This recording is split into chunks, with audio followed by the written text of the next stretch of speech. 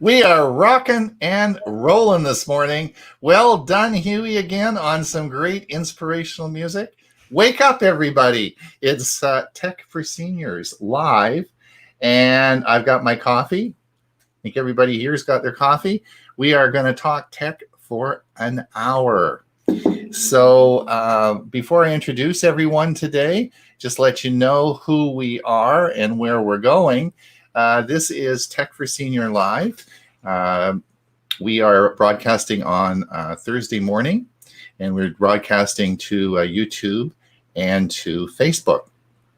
We have some guests today and our usuals, and we are, of course, many of you know everyone from our Monday show, which we watch, which occurs every Monday, called Tech for Senior, and we have a lot of speakers there. So if you haven't seen the show on Monday, please come by, and you can certainly find that at www.techforsenior.com.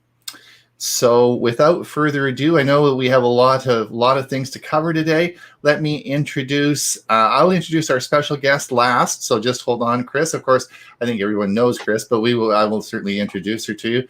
But let me talk to Bob and Huey first. Huey. Yes. Good morning. How are you this fine morning? I am chipper and up and at 'em, and it's noon. Well, I just got up. Bob. Yikes. Phones go off at the worst time. I know, yeah. So we'll get back to. So listen, you're doing okay? Everything's fine? Yep, absolutely. I got some things I want to mention today, and I'm getting ready for Monday. I'm putting together a pretty good article, I think. Okay. And we just go from there. Every day is a new and different day. Excellent. Now, for those of everyone who's listening listening to the show, if you are listening on Facebook or YouTube, in the chat, if you could put your name and where you're from, that would be great. Also, we are going to today. We have a giveaway again for you, and the giveaway, of course, will the hashtag will be hashtag Avast, and it's all lowercase. So put in the comment section, if you put hashtag Avast, we will be able to. You'll be entered into a draw at the end. Before the show ends, we'll be drawing, and you may win a prize. So, and we'll talk about that a little bit later. Now, Bob, are you off the phone? My long lost stove. Yeah, that was a call from the dealer saying, "Hey, it's arrived. You can come pick it up." Oh, really? So you finally got what do you that mean? stove? Yeah, but what do you mean pick it up? I paid to have it installed. I'm not going to pick it up. So when we finish, I'll have to talk to them and see what's going on. All right.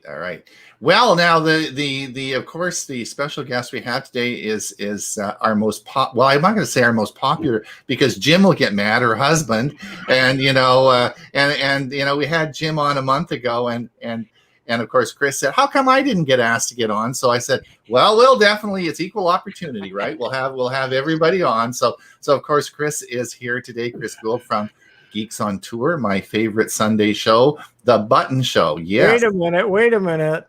What do you mean your favorite Sunday show? Oh, gee, I'm sorry. I'm I'm getting into trouble here. Oh, I'm sorry. So, well, hold on, everyone. All right, let's rewind. So, Chris, you've been traveling a lot. Where the heck are you? And what have you been doing? Wow, we haven't seen your Sunday show for a while now, and you've been traveling a lot. So, what's happening in your life? We left Florida on June 18, So it's a month and a week, and we traveled through Texas and up to RV rallies where we gave seminars in Wyoming, Gillette, Wyoming, and Rock Springs. And when the last rally was over, we are absolutely footloose and fancy free. So we are experiencing RV travel the way it was on our first year or so. We are generally on our way back home in Fort Lauderdale, Florida, but we have people to visit here in Colorado and in Minnesota and New Jersey. So we're thinking about going all the way that far before we go home again. And we are just having a great time. I'm at a very special place right now. Can I say a few words? Yeah, go ahead. Yeah. So we are in our RV, and let me, can we Yep. share? Yep. I'll put you up there. There you go. And this shows where we are currently parked. That's our little camper van. So we've been living in that since we left Florida in June. And this particular property is owned by Heath and Alyssa. And this is a school, an old school. They are going to create, right now you can just park here, but they are going to create an RV park, and it is intended for people who aren't just travelers, but who are workers and travel. They have their own business. They are location independent, kind of like we are. We make our living from our website. These people make their livings from something that they do on the internet as well. This schoolhouse has fiber optic internet. So we may not have electricity or water at this place to park, but we have high-speed internet. So, and if anybody is interested, here is the website, heathandalyssa.com. They're just young kids. They have a baby and another one on the way. And it's just fascinating to see the new generation of RV entrepreneurs. That'll be a story to follow, eh? Yeah. And that's why, this was a bit out of our way, but we said, if we have the opportunity, I want to see it before. And then we'll have to come back in a few years and see it after. They might even have you back as guest speaker. I mean, you would certainly fit into that sort of environment, wouldn't you? We're a little old. Yeah, but that's really interesting, and particularly, it's on the Mobile Internet Resource Center. I don't know if you follow along with their stuff, but there are so many people working out of RVs now. It's really an eye opener on the mobile employers that are doing this.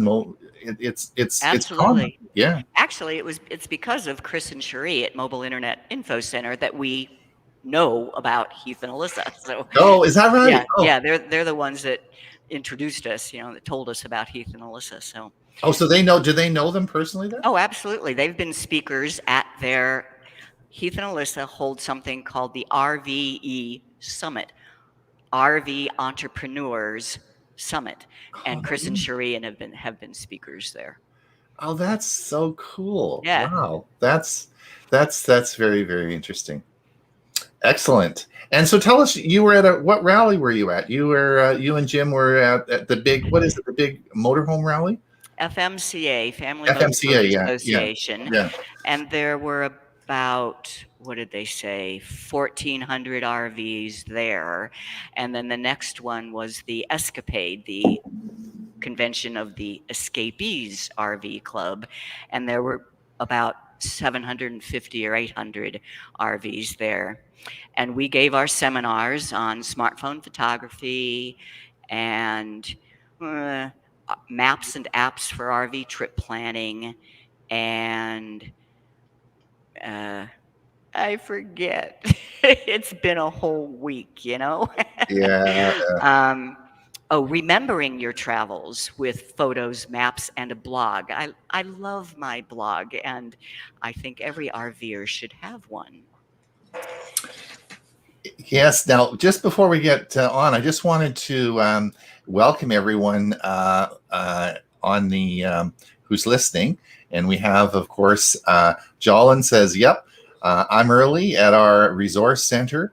Didn't want to miss you guys. And Chris Gould, yay! Your fan club's following you, Chris. Hey, darling. Olive Cousin is from Oregon. Olive's Bill? That's yes. actually Bill. Bill, okay. Yes. And we have, of course, we are broadcasting to Germany.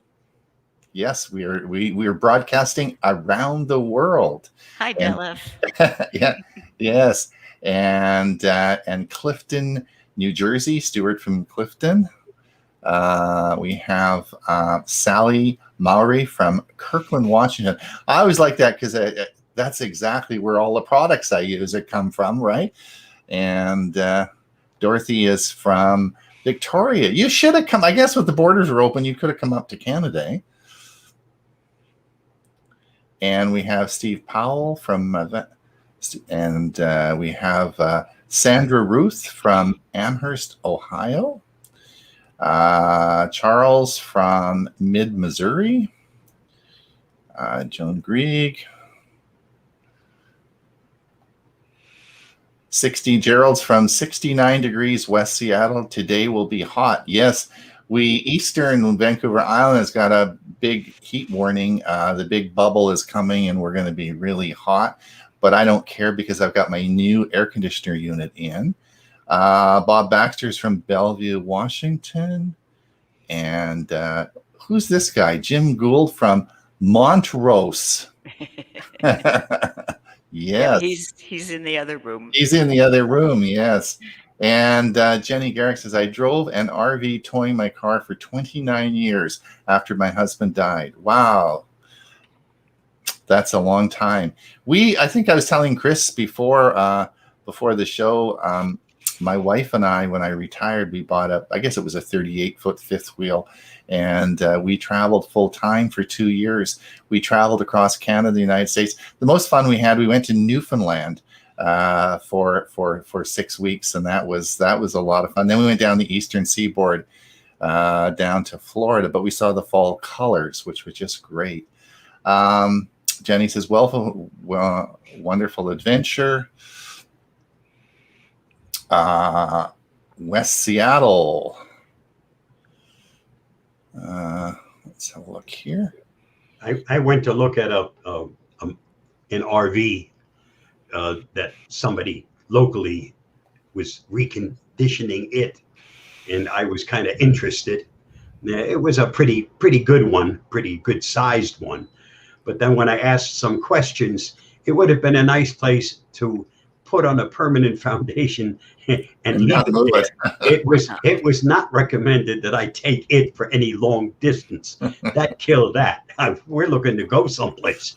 I don't want something that's going to break down before I get there. Right. My experience with RVing back in 1970, I had finished up my fifth and a half year teaching school, sold my house, sold 2 cars, and I bought a van that was made into a small RV, and it had the bubble top that I could stand up in as well. And I lived in it for a couple of weeks, and then I headed south, not knowing where I was heading. I ended up here in Florida, and this was 1970. Stayed at a couple of parks, found some work as a bartender, decided to stay in that area. The people next to me in the RV park had just bought a house. They were staying there while their house was being finished, and they had an extra room, and I rented a room from them, and that was the end of my RVing. Moved in with them, and shortly after that sold the van. But a couple of months I lived in it and traveled in it, and it was fun. And it was, even if you stayed in the same spot, I'd like to sometimes back in and sometimes go in straight, because I could look out the window and it'd be a different view. Chris, you had some, so you were telling me earlier that you wanted to talk about a few things about Google Photos. You said there's some interesting stuff there. So the floor is all yours. You're the guest today. Tell us, you're the knowledgeable person. You're the person we want to listen to. So tell us what you have to say.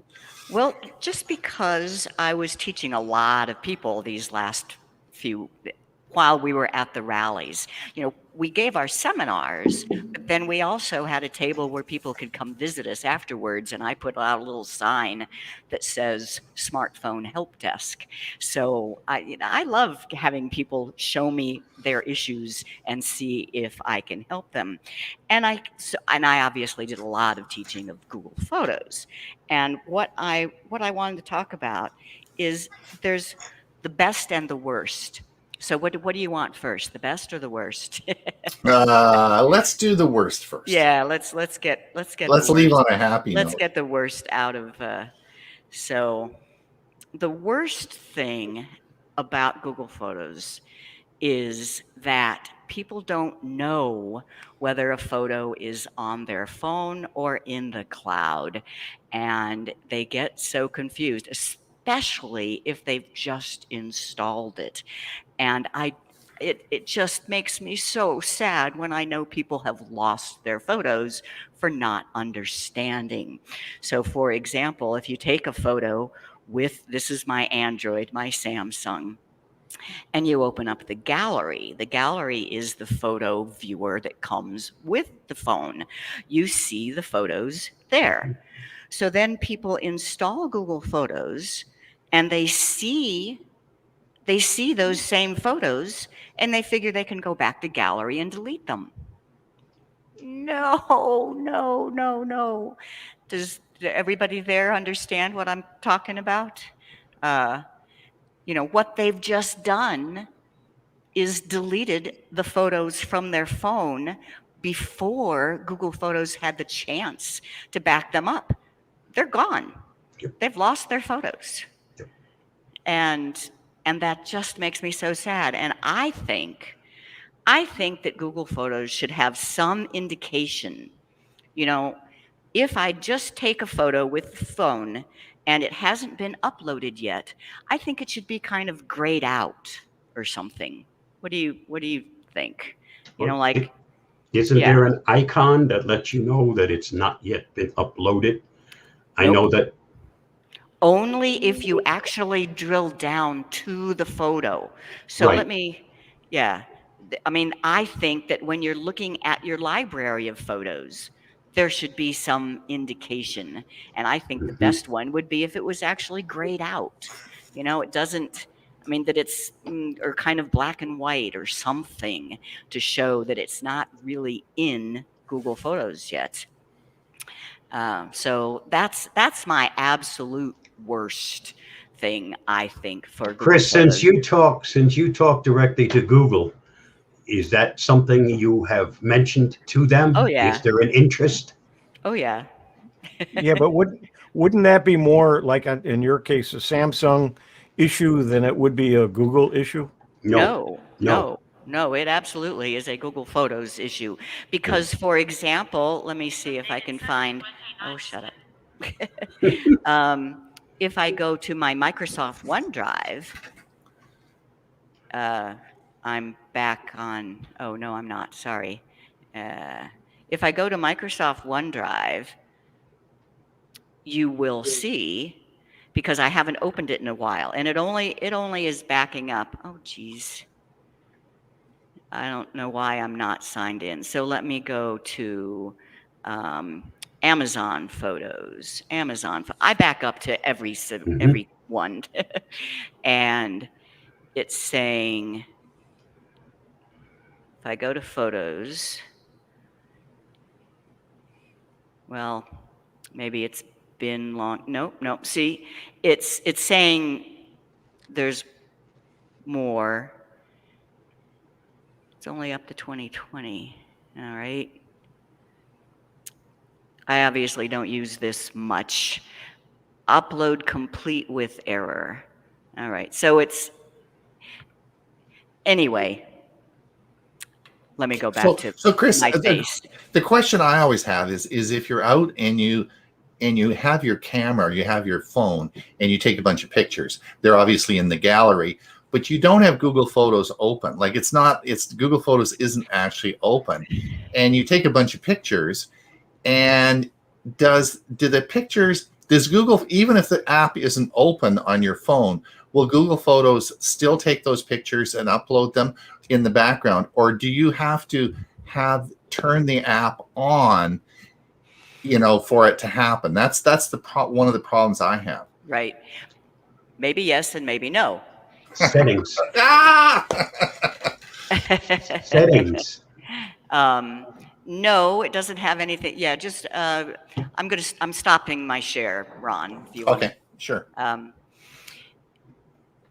And more so in the iPhone. So the way I teach it is, it's Google Photos' job to upload your photos, but it's your job to make sure that it did happen.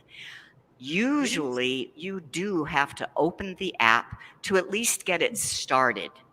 Then, if I took 100 pictures today and I never opened the Google Photos app, especially on my iPhone, but even on the Android, they won't get backed up until I do open the Google app. Photos app. Right. But once I open the Google Photos app, it will get started and it will happen in the background, but a lot more slowly than if you keep the app open. So once again, the bottom line is it will upload eventually, but maybe not ever if you don't connect your phone to Wi-Fi. Mm-hmm. So it's Google Photos' job to upload them. It's your job to look and see that it got done. And the way you do that is with the account button, and it will say backup complete, or it will say, I did this with a lot of people at the rallies. They would come up and I'd just look at their phone. I would say, okay, open Google Photos and tap on your account button, and it would say 2,480 waiting to be backed up. That's not good. That's not good. If they lost their phone, they have now lost those 2,480. So guess who just joined the show? Hey, Michael.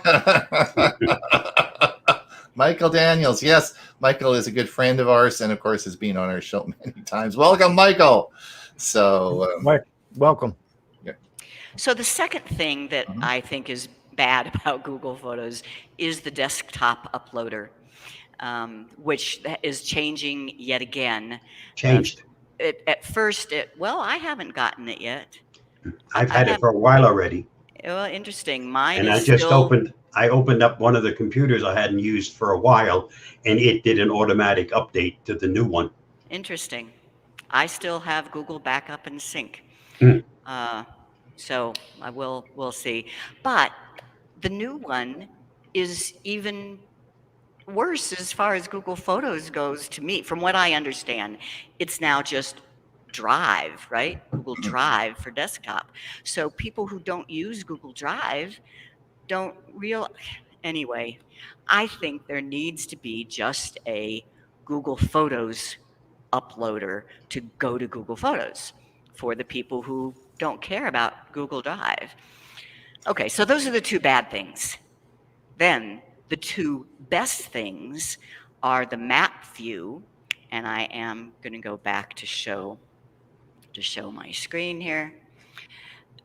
In Google Photos, I have been using this a lot lately. So we were leaving Rock Springs and we're headed towards Salt Lake City. And I said, gee, I remember going to Salt Lake City one other time, and we stayed at a cool campground right on the shores of the lake. What was that campground?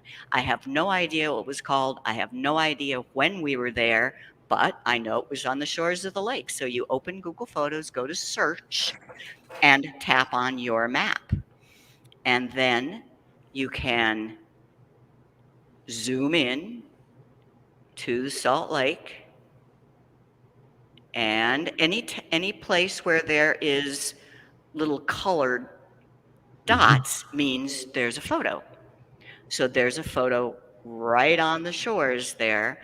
I tap on it, and at the bottom, it shows me the pictures that were taken there. And sure enough, there is our first RV. And if I swipe up, I can see it says campsite at Willard Bay State Park, Utah, on the shores of the Great Salt Lake. Well, we ended up not going there this time, but I thought that was just really cool how easy it was. And the other example I gave for maps is the first rally was in Gillette, Wyoming. And we've been there before. But I had a question. How many times have we been there before? You know, people usually organize their photos by date or by place. Well, with the Google Photos, you can do it by both. So here is Gillette, Wyoming. You can see that I have a lot of photos taken there. I tap on it, and in the bottom, it shows the pictures taken in there. Well, July of this year, of course, but then as I scroll back, I see that there was 2018, and so that's 2 times we've been there. And then comes, still in 2018, took a lot of pictures in 2018, 2013, so that's 3 times. And if I go all the way down to the bottom, 2007 and 2011. So I can see all 5 times that we've been in Gillette, Wyoming because of that, because of the map feature. I love the map feature. And then lastly is the Google Lens. That's another just favorite feature of Google Photos.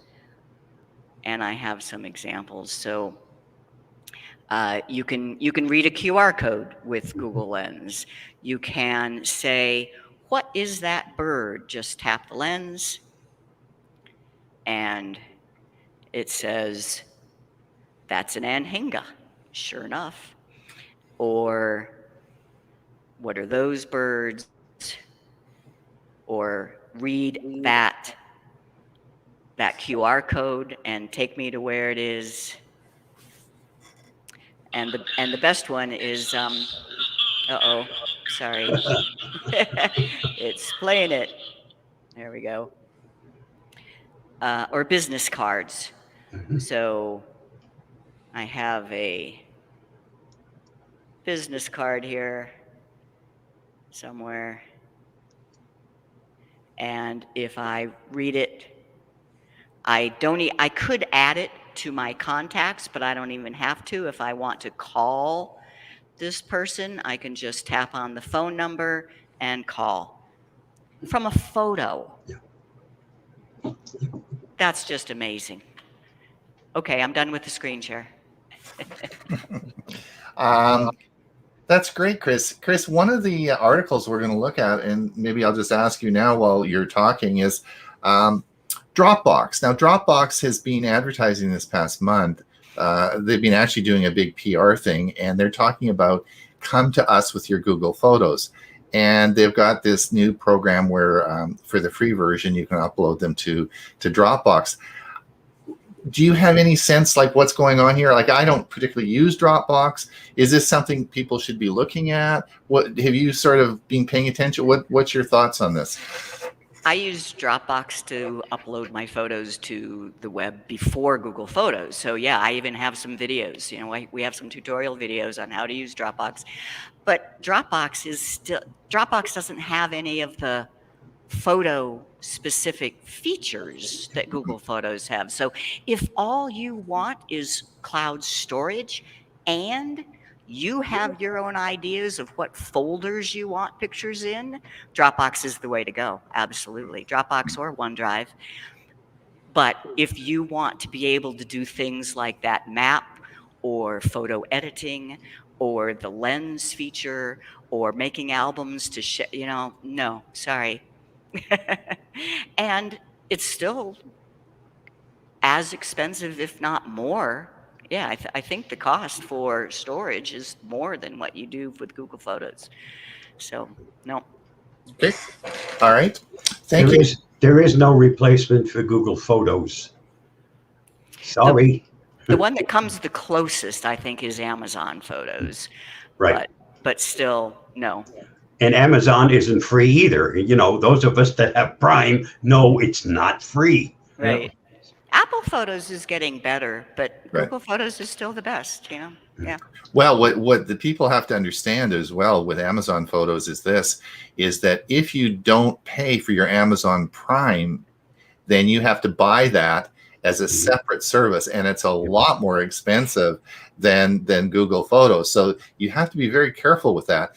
So you are committed. If you're going to use Amazon Photos in a big way, you have to be committed for Amazon Prime for the rest of your life, because otherwise, when you quit Amazon Prime, they're going to charge you for that storage of your photos, and that's expensive. And even though it's amazing that they give you unlimited free storage for full-size photos, not for videos. Not for videos, yeah. Yeah, they only give you 5 gigabytes for videos, and I filled that up like that. So my Amazon What Photos video? is just photos. Yeah. Right. All right, let's look. We have a few more comments in. Betty's here from Clearwater. Jolin says, Chris, that's a great idea. Dedicated backup from a desktop. We'll talk about that. And actually, there's some stuff about that as well. We'll be talking about that in a few minutes. Yes. All right. Shall we do some? Do you want to do some? Let's have a look. I got a couple of things I want to talk about first. Do you want to go ahead now, Todd? Do you want to do that now? Yeah. Just a couple of things. I've been listening to several podcasts in the last 2 or 3 days, and they're all filled with information about the profits of the big companies. Google's profits soared as revenue rises 62%. Alphabet, Google's parent company, just made in 3 months what it took until recently an entire year to earn. That's a level of growth that companies of its size rarely ever, if ever, achieve. But the pandemic has erased all the limits for tech firms. Alphabet said it made a profit of $18.5 billion for the quarter. Microsoft profits rose 47% to $16.5 billion, producing its most profitable quarter. Microsoft said just past Tuesday. The results surpassed analysts' expectations. And then Apple said on Tuesday that its profits increased 93% to $21.7 billion in its fiscal third quarter. That's only third quarter now, compared to a year earlier, while sales rose 36% to $81.4 billion. Both outpacing analysts' expectations. Just amazing the amount of money these people, these big corporations are doing and increasing, and how much profit they're actually making. Well, speaking of profits, let's. Are you guys ready to do some news articles? Yeah, we'll do so. Let's look at other. We'll talk about profits on the news articles here. I got some articles. So for those of you who are listening, and so now we go into the phase of the show where we actually go through our Facebook page. On our Facebook page, Tech for Senior, Huey, Bob, and I spend a lot of time putting all the latest in technology articles up there that we get off the news feed. So if you want to find some what current stuff is in tech, we had within 30 minutes of the Windows 11 announcement was right on our site. So we have all the latest stuff there that you can look at just by going to our Facebook page, Tech for Senior. So what we do now is we go through some of those articles that we've looked at that are there, and we talk about them. And I have some interesting ones, and I'd like your opinion on that. So let me just share my screen, and we will share this. And Huey, is that, do we need a little bit bigger or what? Yeah, a little bit bigger. Hold on. Come over here. Let's see.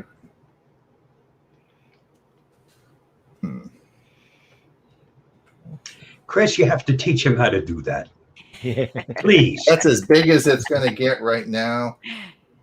Anyway, that's as big as it's going to get. So the first one that I wanted just to talk about, and I was talking to Huey about this last week and showing him how to do this. This article here was on 9 hidden Amazon perks, and I'll let you go through the perks that you can do. But one of the things I wanted to let everyone know is in those perks, when you go to Amazon to purchase something, look on the bottom right corner and you'll see what it calls Amazon Warehouse.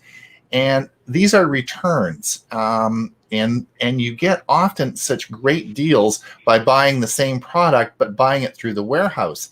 Now, to give you an example, and a lot of times, well, I bought a toaster oven earlier this year, a smaller one, and it was like $89. And I went to Amazon, the warehouse, and looked at the same item there, and it was on for $29, and it said it had a huge dent in the top of it. Well, I thought I can always put something on top. We won't see the dent. And it came in the original box. It had never even been opened. It was brand spanking new, nothing wrong with it.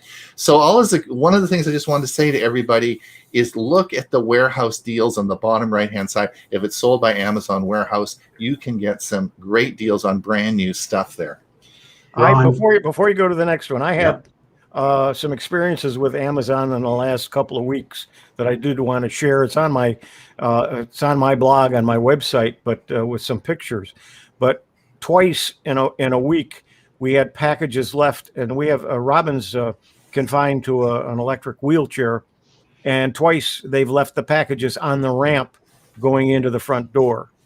And I said, I've got to write an article about this, so I put it on my blog, and I know Amazon's not going to see that. So I also put it on Facebook, hoping that they might with the, I put the ampersand and Amazon, so it would bring up their Facebook page. But I also tweeted the same thing with the link to my article.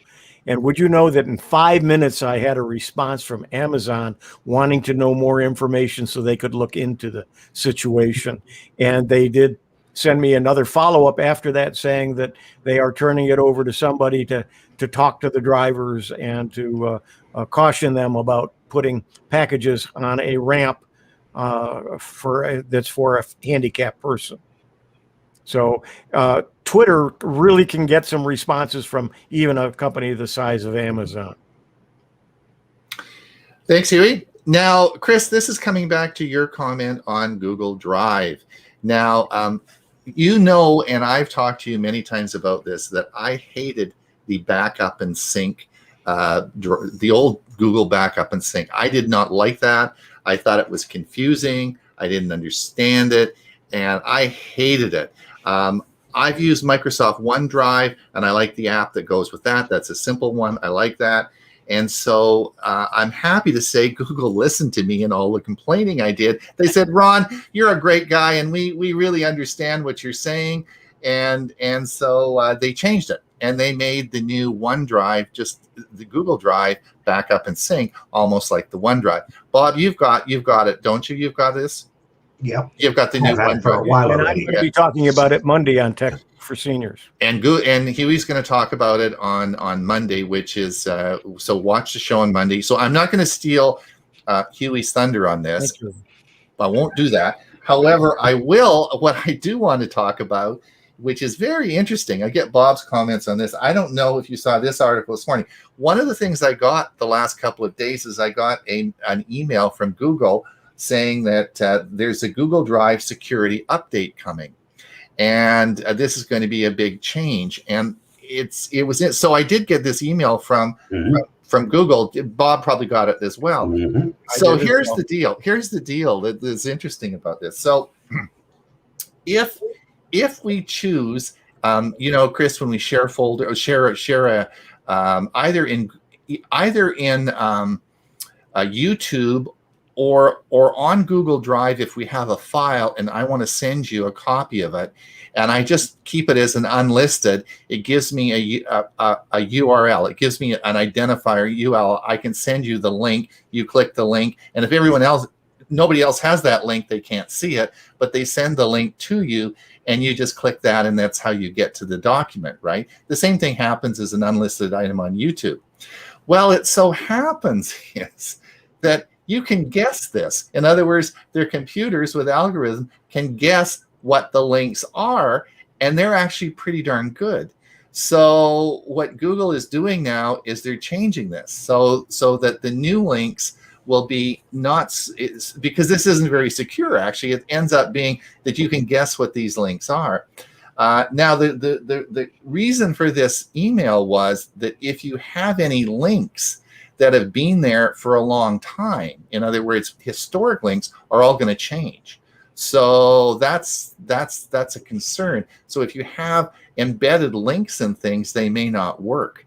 And that's what this message was all about, that was following up on the original one. So that sounds just like the message we got on YouTube a few weeks ago. Yes, it's the same thing. It's the same issue. Yeah, it's the same issue. Now, and yeah, on YouTube that really does affect us. We have tons of videos out there that we give an unlisted link to on our website, but you could just opt out. If I said I'm not worried about the security, you can just check the little box to say don't worry about my stuff. Just leave it alone. Right. And most of that stuff is old stuff. Right. Exactly. If you've gone through it, I'm looking at stuff that goes back quite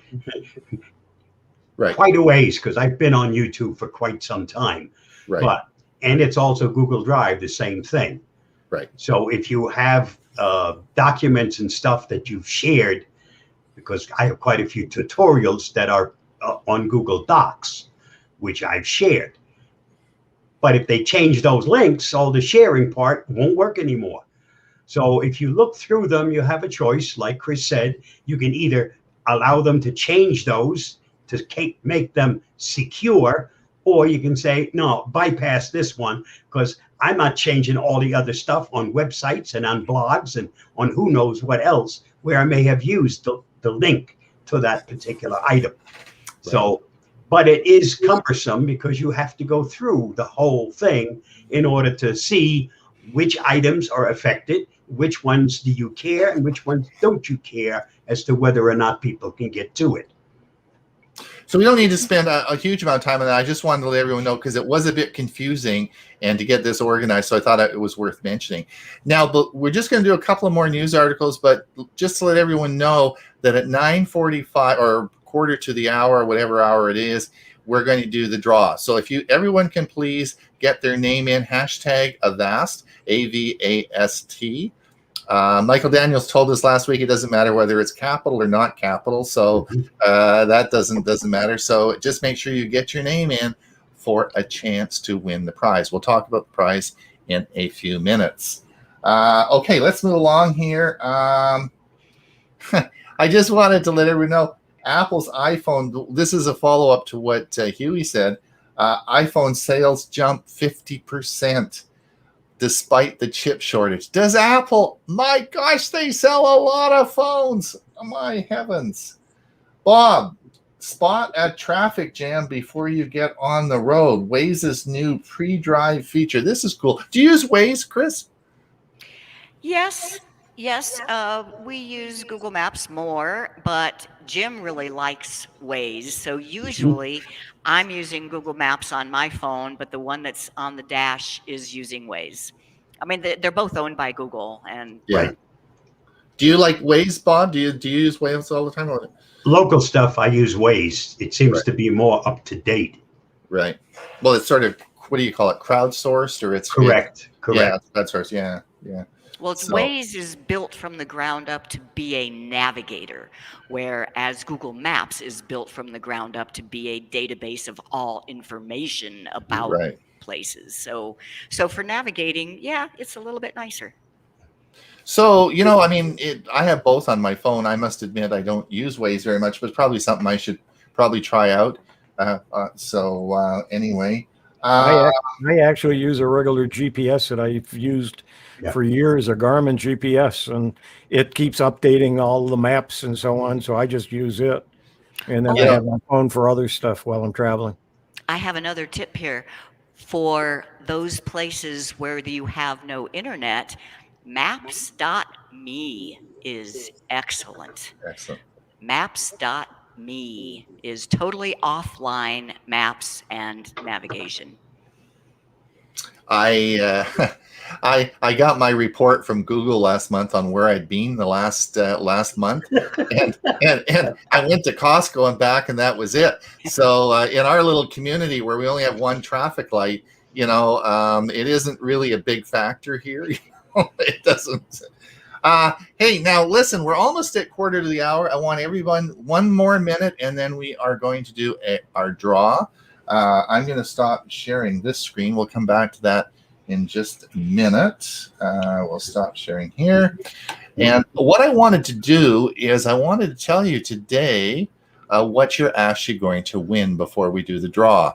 So let me come down here, and we are going to tell you what your prize is going to be. So let me we'll just play this little video, and then we are going to do the draw. This portion of Tech for Seniors Live is sponsored by Avast Software, the makers of the most trusted antivirus in the world. It's also the most used antivirus in the world. This is the part you've all been waiting for. We're going to pick a winner of a 3-month license of Avast SecureLine VPN. Allows you to secure up to 10 devices, available on PC, Mac, Android, iOS, and Android TV. Enjoy your prize. Good luck to all of you. Excellent, excellent. So we let's see, it's 9:46. We've passed. So we're going to do the draw. So I'm going to let's do a share here, and we'll share my screen, and you will see. You should see up here. We have people entered in the draw. And Dewey, have you got a drum roll or something we can do? Or okay, that's good enough. That's good enough. Whoa. That's good enough. All right, let's hit the button. This is so cool. I like doing this. Here we go. Let's see where we stop.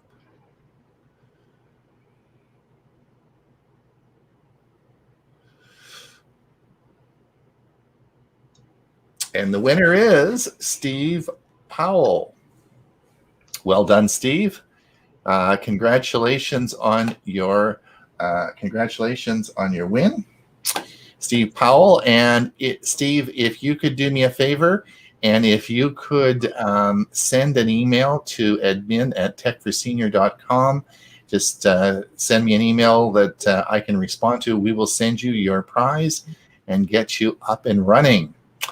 So congratulations. I guess we can turn off the banners now. There we go.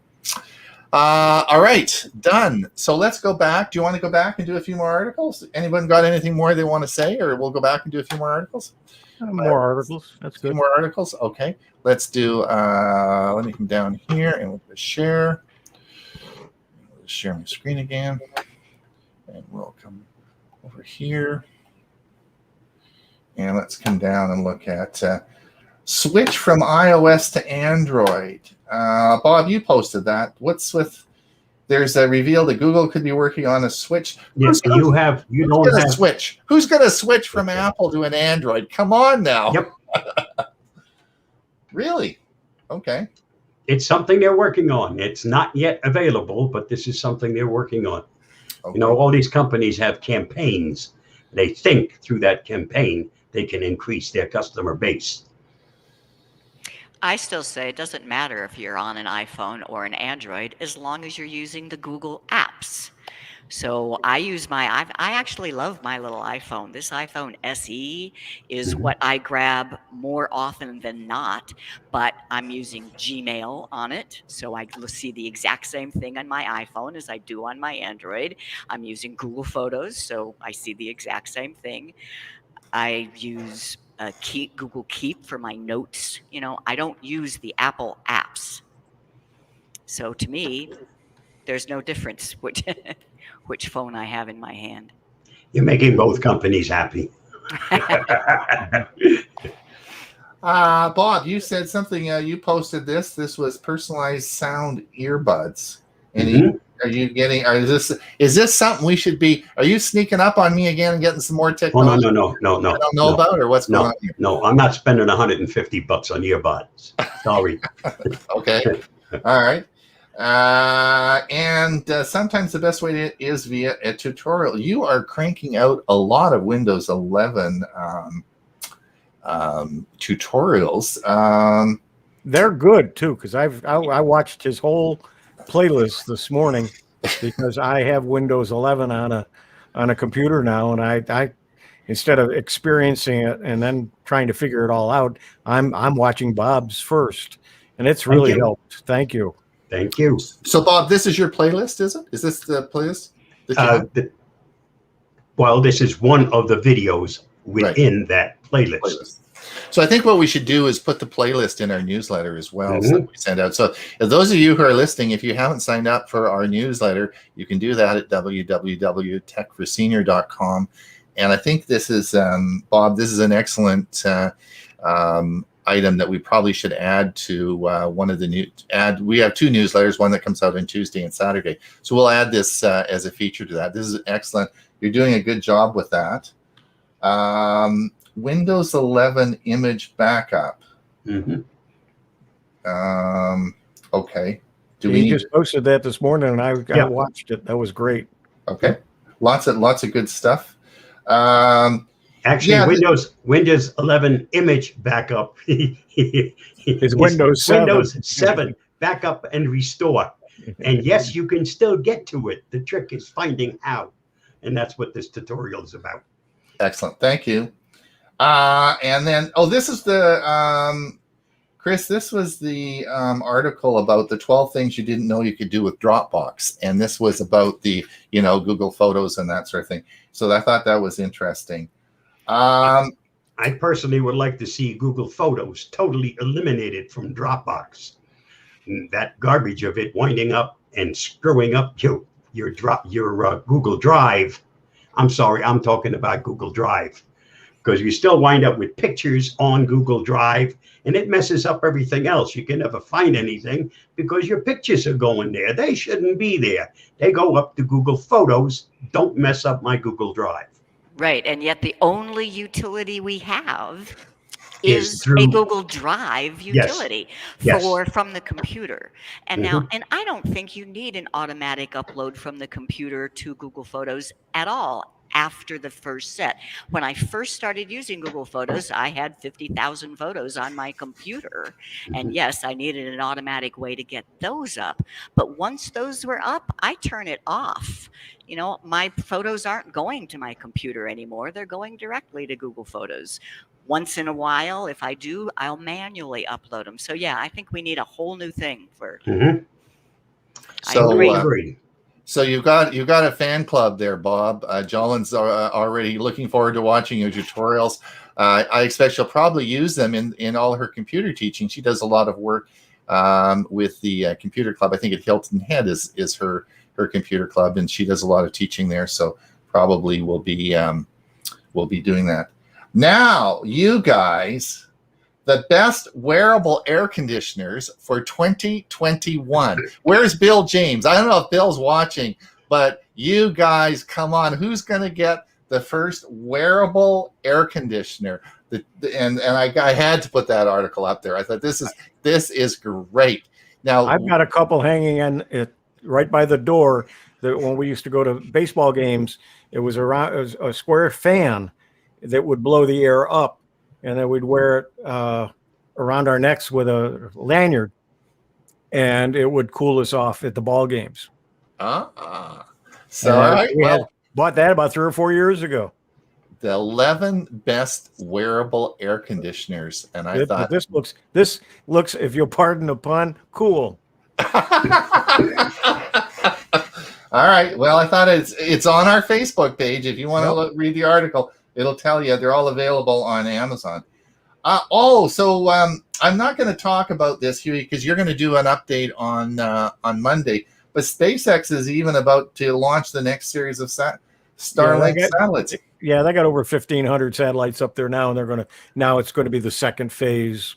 Wow. Of them putting them up at a different level and so on to get more and quicker access to it. Yeah. Wow. Holy mackerel. That's great. This was an interesting article. I don't know, Chris, if you've had it when you're teaching, if you found lots of how to fix Gmail when it's not receiving email. And it's very interesting, if you call forward or move forward stuff, or you change your domain or something happens, oftentimes you get into some hassles getting your email, this was an excellent article on how to fix Gmail when it's not receiving emails. And I thought that it's a good article. It's well written. It was written by howtogeek.com. So anyway, it was a good article. They do a lot of really good stuff. Yeah. Yes. They do. Yeah, it was a good article.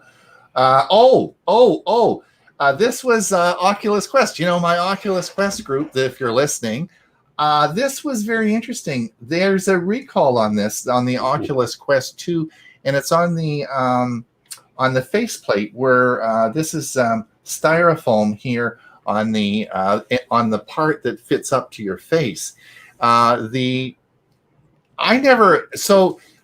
If you're hot and you're sweaty, you're using this as an exercise device.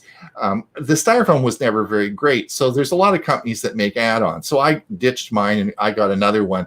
It's made of a nice leather that I use. So I never actually used the styrofoam faceplate.